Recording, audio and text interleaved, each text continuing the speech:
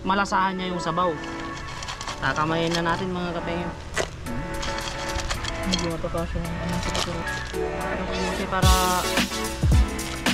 madurog-durog siya. Yung papaya mga kapengyo, ayan no. Puno ang kasurola. Meron pa. Sunod naman natin yung patola. Puro mga paborito ko tong inihanda ni ano. Mr. Tunying sa ano.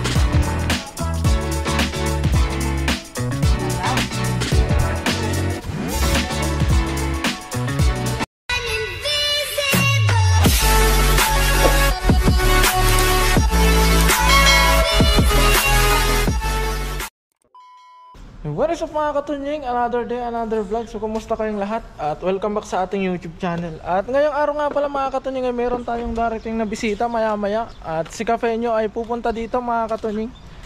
Dahil galing kaming nag-crabs kagabi. Tapos may pinuntan lang siya ngayon. Mamaya ibabalik siya dito at kakain kami sa garden. Kaya magluluto kami mga katunying. Kaya ang gagawin natin ngayon ay kukuha tayo ng gulay na isasawag natin doon sa crabs. At magluluto tayo kasama siya. Kaya ayun mga katunying, sana samahan nyo kami sa video to dahil ngayon lang ulit kami ito yung pinakaunang magluluto kami na dalawa kami dito sa garden mga katunying, dito sa ating munting garden. Yan. Kaya ayun, kukuha muna tayo ng gulay mga katunying para pangsahog sa crabs na nakuha namin kagabi para ma-food trip natin ngayon. So ayun, let's G. At ngayon una natin kukunin mga katunying ay kukuha tayo ng talbos ng kalabasa doon sa may kalabasa sa likod ng factory mga katunying, yung isang alaga natin doon na kalabasa. Dahil ang binabalak namin iluto mga katunying ay dinengdeng na papaya tapos talbos ng kalabasa tapos isasahog natin yung crabs. Kaya, so hintayin natin si Cafeño mamaya mga katunying. Pero ngayon ay prepare na natin lahat ng kakailanganin sa pagluluto para pagdating niya ay iluluto na lang. Lalakarin natin to hanggang doon sa may likod ng factory kasi nandun yung kalabasa mga katunying. Sa totoo lang mga katunying, ang aga pa pero ang init na, grabe.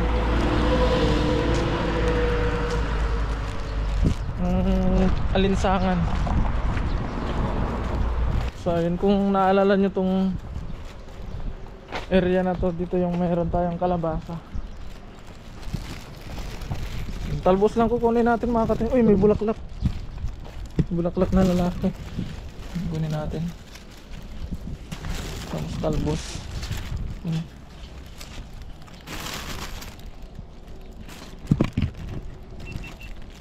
So kukuha tayo ng talbos na kalabasa. Sasawag natin sa dinengdeng to.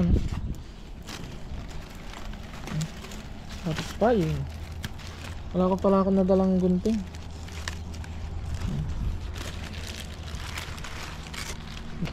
Ngayon kinalbosan natin ito mga katunying. Galipas ng mga ilang linggo ulit, talagang yayabong ulit ito mga katunying.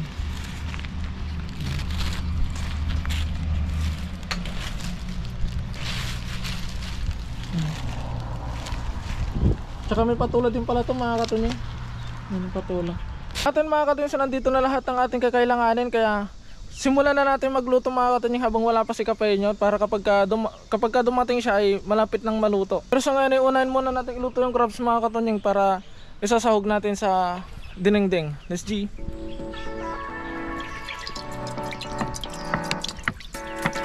Tignan na natin itong ating crabs. Punugasan ko na doon sa ano.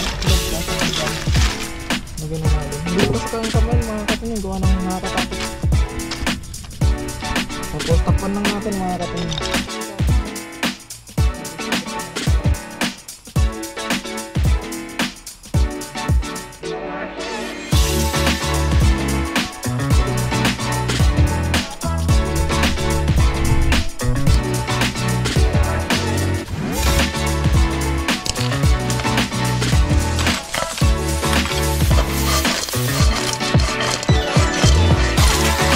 Atay na nga, nandito na hinihintay nating bisita. Walang iba. Anong pinaka-pogi nating boss? Shoutout mga Cafeño!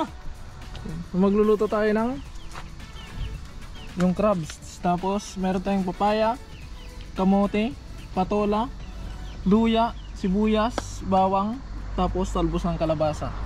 May nakalimutan ka. Ano yun? Bahay kubo. Sa kawain. Nagpapakulo na si Cafe nyo dito. Yan. Lagyan na natin ng ano, bossing. Pulot check.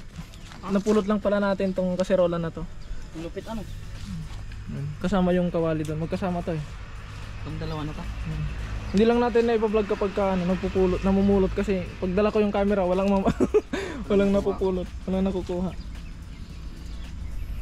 Kaya hintayin lang natin kumula tapos tuloy-tuloy na yung pagluluto natin. Lagyan lang natin. Ayan. Lalagyan na natin siya ng kaunting bagong kasi maalat yung talangka. Oops, tama na yan. Yung luya, sabihin na natin. Oo. Natin yung ano, bawang.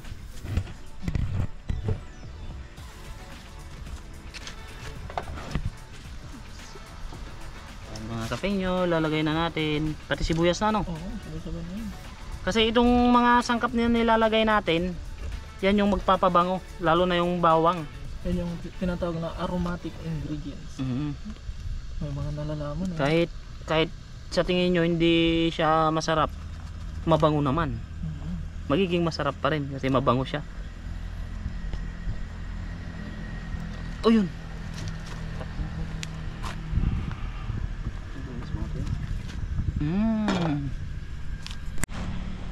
Yun, kumukulo na siya mga kapengyo. Ang bilis lang, no? Ang gagawin naman natin, uunahin natin yung crabs para malasahan niya yung sabaw. Kakamayin na natin mga kapengyo. Hindi ata kasya yung anong sa kaserola natin. Kasi Marami pang gulay. liliit pa yan mamaya. Yung kamuti pala. Sabay na natin yung kamuti mga kapengyo. Oo. Para lumambot na. Oo. Saka yung patola. Ito kamuti para madurog-durog siya. Sayang. Tapos lublog natin yung kamote para madali lang siyang maluto. Madali lang maluto ang kamote dito. May apoy kasi. Sarap yung crabs mga kapengyo, may ano pa oh. Putik-putik pa. Itlog yan yata. Itlog.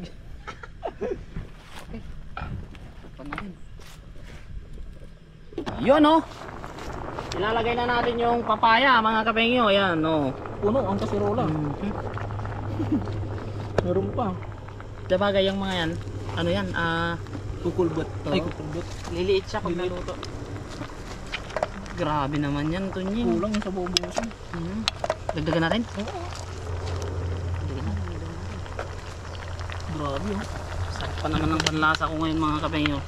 Talagang mukbang na to. Wala nang ibang ano. Paldo na naman ang bella pots natin, bossing.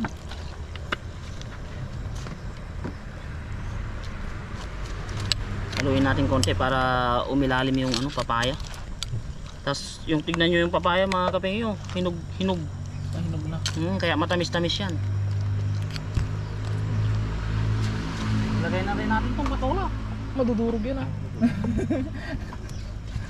Seryoso ba yung boss? Oo, sabi ko sana kung hindi seryoso. Ayan mga kapengyo, isusunod naman natin yung patola. Puro mga paborito ko tong inihanda ni ano, Mr. Tunying sa ano. Punong-puno bossing oh.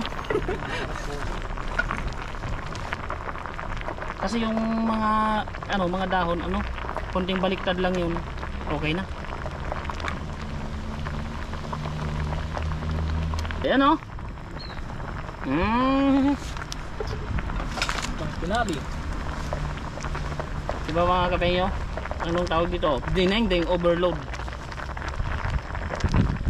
Hindi pa tayo tapos dyan kasi meron pa tayong panghuli. Dahon ng kawayan. Ay, kalunggay pala. Dahon ng kawayan. Pwede na yan. Punong-puno. Dito nyo yan. Umapo. Ito na. Ang pang final natin. Malunggay. Ano pa ba yan mga kapengyo? Walang tatayo hanggat hindi na uubos.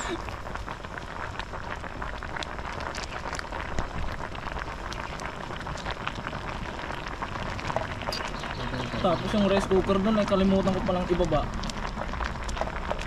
Ay, papakin na natin to bossing. Gutom na talaga. Hindi ko na maaantay yung kanin ano. Ang bango.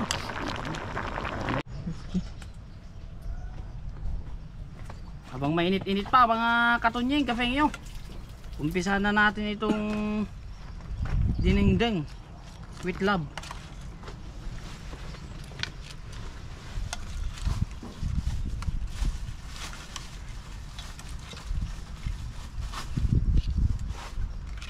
Palamutin natin ito boss. Grabe naman.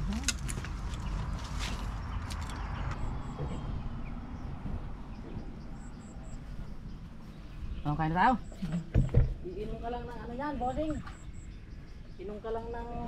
tayo mga kafengyo. Lord, maraming pong salamat sa araw na to na pinagkaloob mo po sa amin. Maraming salamat din po sa paggabay mo po sa amin sa pangingisda.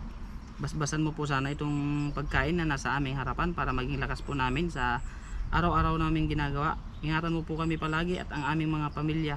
Maraming pong salamat. In Jesus name, Amen. Amen. Yan. Ay, kain na tayo. Kaso nauuntog ako dito. Ayan mga kafengyo. Hirap ng matangkad, bossing. Ang sarap naman. Naghalo na. Unang subo. Makantayo amin apo. Mantap. Nagimas. Ay, Pag ganito ang inuulam ko mga kapengyo, talagang mapaparami ako ng kain. grabe lang pinagdaanan ng mga daliri ko sa ano eh. Mamaya lagnatin ka na naman dyan. Huwag naman.